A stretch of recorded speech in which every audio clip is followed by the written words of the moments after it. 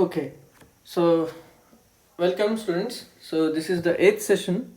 So the topic for this session will be the impulse response.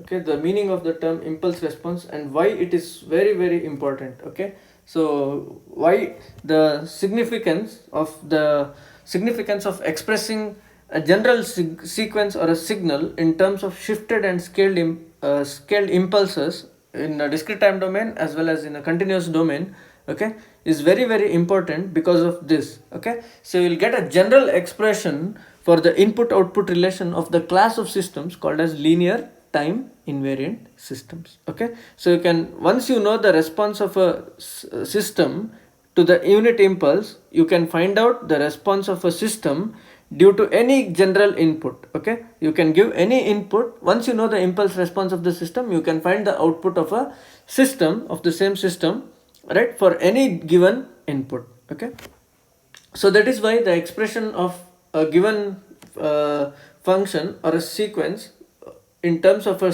shifted and scaled impulses was very important, right? We'll find it out. So my flow will be, I'll explain you how the linearity and time invariance helps in finding the input output relation in a discrete time case, and right, and I'll extend the same thing to the continuous time case. Okay, because integration is nothing but repeated addition, the same as your summation function. Okay, when the limit is applied, right? So we'll not go into not go much deeper further than this. Okay, because it requires a lot of time to explain the unit impulse function in a continuous time domain, right? So, and you need to have the knowledge of limits and continuity. You need to be very thorough, right? So we'll not go too much into depth in the continuous time domain. We'll just extend the results of discrete time case to the continuous time case. Just you have to remember that the integration is nothing but a kind of like summation, okay, with the limit applied. Okay, fine. So impulse response. So my assumption is the systems that I am going to consider now are linear as well as time invariant. Okay, so in short, these are called LTI systems. Okay, now to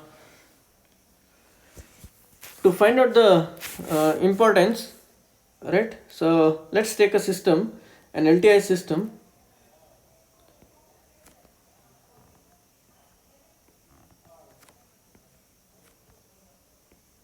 S, okay, and let's suppose my input is x of n, and let's say the output that I get is y of n. Okay, I want to find out the relation between y of n and x of n. Okay, I don't know what x of n is. No matter what input I give, I just want to know, I want to find out the output y of n. Okay, now to begin with, what I'll do is so my system S is linear as well as time invariant. Okay, so I'm going to emphasize and I'm going to explain this again.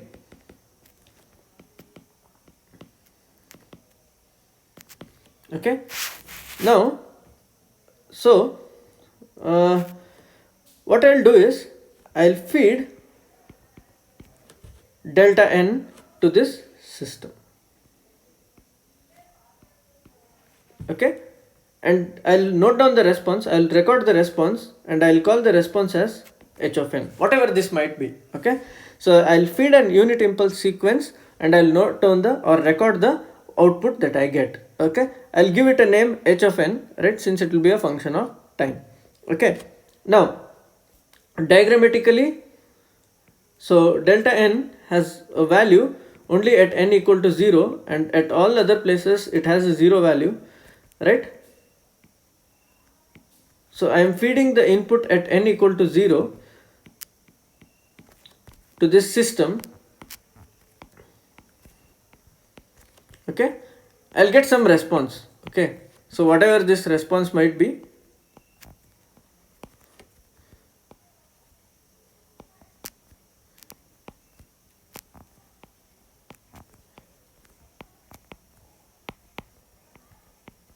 right? so on and so forth. Okay, so this is 0, 1, 2, 3, 4, so on and so forth. It has some random values. Okay, so let's say this value is 2, 3, 5, and this value is -1, this value will be 1, so on and so forth. Okay, so I'll call this function as h of n. Okay, now since the system is time invariant, okay, so if I feed delta n minus k, okay, so I'm assuming k to be positive, right? So, and I have explained this time shifting in the previous sessions. Okay, I'm not going to do it again.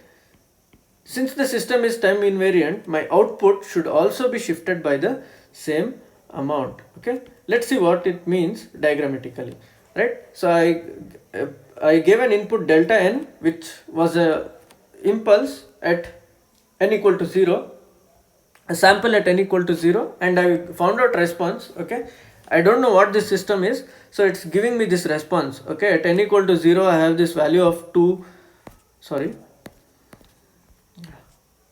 okay, at n equal to 0 it has a value of 2, at n equal to 1 it has a value of 3, n equal to 2 it has a value of 5, so on and so forth. Now since the system is time invariant, okay, so now, so delta of n minus k, where does it exist? It exists at n equal to k, because that is when the term inside the bracket goes to 0, and an impulse function exists when the term inside the bracket is equal to 0. Okay, it exists at n equal to k, right? K may be equal to 1, -1, -5, or -100, whatever it is. Okay, right? Since I'm assuming k greater than 0, right, k will be on the right side of 0.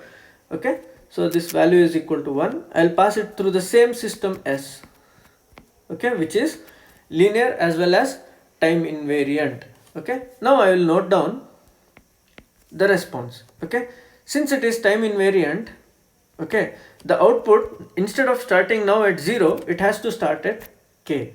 Okay, so at k the value of this is at n, let's say n equal to 0.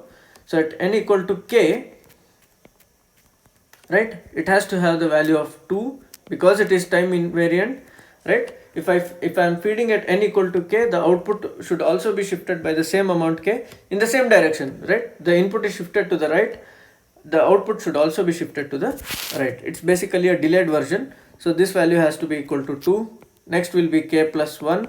At k plus 1 it has to have the value of 3. Oh sorry, I drew 3 smaller than 2. Okay, I'm going to correct it.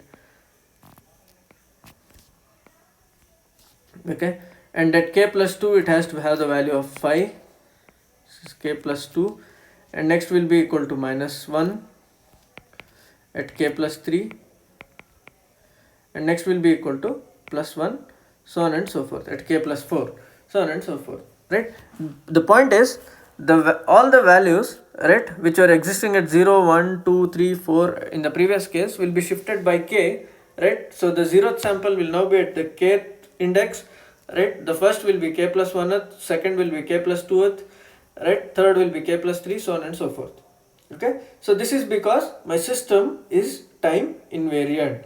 Okay, so it doesn't matter when I give, right? So if I give the input now, it responds in the same way. If I give the same input 10 seconds later, the output has to be the same, but it will give the output 10 seconds later. Okay, right? So that is what the meaning of time invariance is. The output has to be same in both the cases. Okay, now, so I have drawn them below, right? So 0th sample in the top case is here, 0th sample is here. Okay, this is my reference, right? The output is shifted by k units to the right. Okay, so if this is your reference time, so the output is coming delayed by k units. Okay, so you have to wait for k units to get the output, because you are feeding the input k units after the reference time.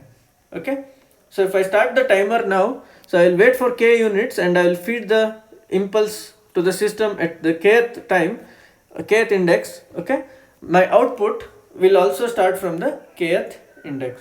Okay, I will not get any output from 0 to kth, right? So because the system is time invariant. Okay, now how does linearity come into picture? Okay, suppose if I feed a times delta n to this system. If I feed a times delta n to this system, let's see what will happen. Okay, so the height will become equal to a, and this will be n equal to 0, and this is n. I have a system S. Okay, now if the value of the input was equal to 1, I got these values. Now what will happen is each of those values, okay, I'll write the corresponding output here, right, at n equal to 0. Okay, so this is my axis, so I'll have the value equal to 2a. Okay, because I am scaling it by a factor of a. Okay, so next at 1 I will get a value equal to 3a. At n equal to 2 I will get a value of 5a, right, and at n equal to 3 I will get a value of minus a, and at n equal to 4 I will get a value of a, so on and so forth. Okay, so this is my scaling property or principle of homogeneity. Okay, so my output will be a times, right, it's as if you are multiplying each of the sample of h of n, okay, h of n by a, right, so this will be a times h of n. Okay, now how does this help us in finding the input output relation? Okay, now let's say I have a general sequence x of n. Okay, I have a system S which is linear as well as time invariant. It's an LTI system, so I'm mentioning it here itself in the bracket. Okay, so if I feed delta n, I know what the output I'm going to get, so I'm going to call it as h of n. Okay, it can be anything. Okay, so it does if the system changes, the output also has to change. Okay, right, so I feed delta n to the system and I'll note down what the output is. Now I want to find out the output when I feed x of n, and I'm going to take a specific example. In this case, my x of n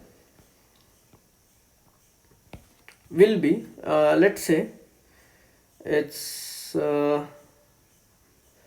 minus 3, right, plus 2, 1, 2, 5, 6, 7, 0, 0, so on and so forth, right. If I don't mention the sample numbers, it means they are the 0 values. Okay, so let this be my n equal to 0th.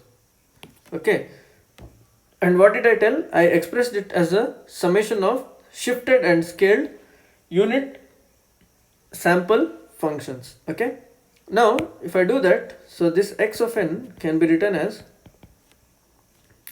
this will be 0, minus 1, minus 2, minus 3, minus 4. Okay, so the value of x of minus 5 is 0, so there will be 0 terms on the left, right, and 0 terms on the right after some value. So I'm going to start with x of minus 4 delta n plus 4. Okay, so you can go back and check it. So this is always true. Okay, I'm not writing the other terms because they are zeros. Okay, so if they are not zeros, those terms will be in the summation, right. You might have an infinite sequence from minus infinity to plus infinity, so if that is the case, there will be infinite number of terms. Okay,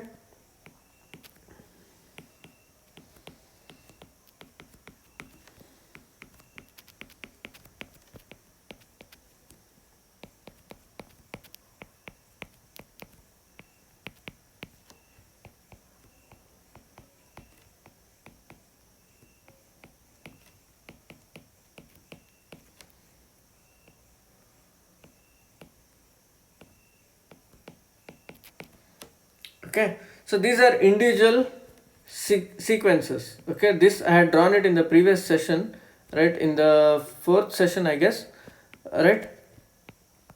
So you can please go back and check, right. So these are the sequences where for example this term has a value only at n equal to minus 4 and everywhere else it will be 0, right? So this has a value at n equal to minus 3 and everywhere else it will be 0, at minus 2 and everywhere else 0, at minus 1 everywhere else 0, okay, at 0 and everywhere else 0, right? When you add them, right, you will get this sequence x of n.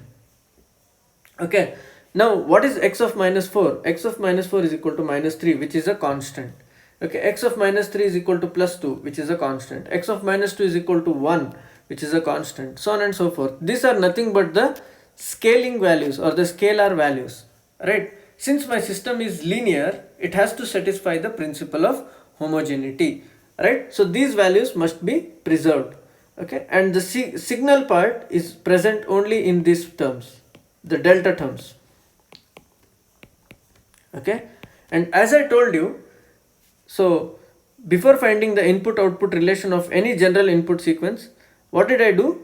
I fed an impulse to the system S and I found out the response, okay. I know if I feed delta n, my response is h of n. So if I feed delta of n minus 1, okay, so delayed by 1 units, my output will be h of n minus 1. Okay, if I feed delta n plus 2, my output will be h of n plus 2, so on and so forth. Now, so if I feed this x of n to the same system S, I'll call the output y of n. Now my y of n, I can write it by the knowledge of my impulse response as well as the system being linear and time invariant. Okay, my y of n can be written directly, right? This x of minus 4 will remain as x of minus 4 because it is a constant. This is a principle of homogeneity and time invariance is here.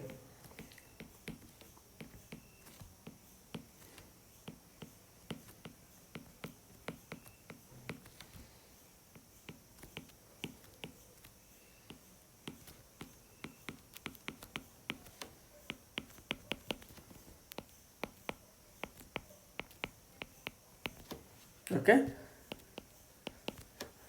fine. So this, in short, I can write it as k going from minus 4 to plus 2, in this case x of k h of n minus k, right? So if you substitute k equal to minus 4, you will get x of minus 4 into h of n plus 4. This is the first term. At k equal to minus 3, you will get x of minus 3 into h of n plus 3, and the summation goes up to n equal to 2. So if I have an infinite sequence on the left as well as right, which will be the most general case, okay, and if I know the impulse response of an LTI system, I can write the input output relation directly, right, as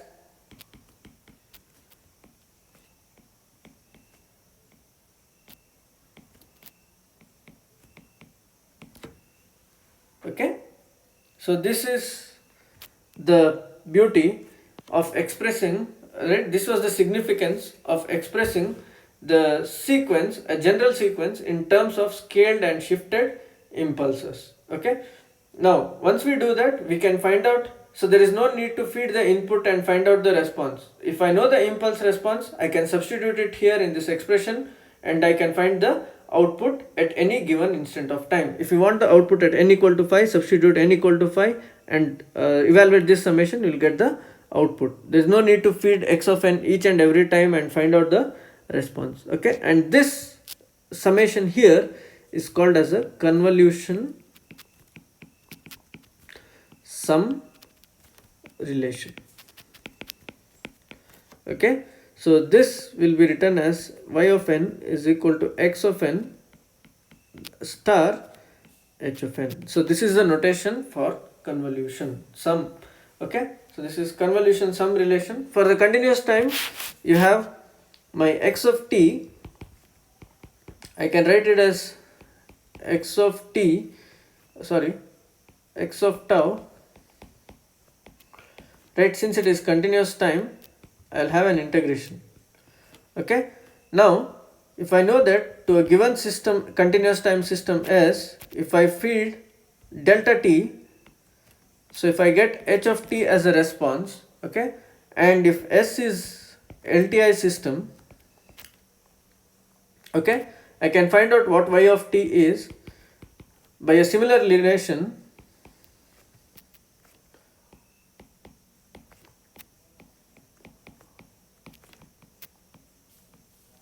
Okay, so this relation is called as a convolution integral relation.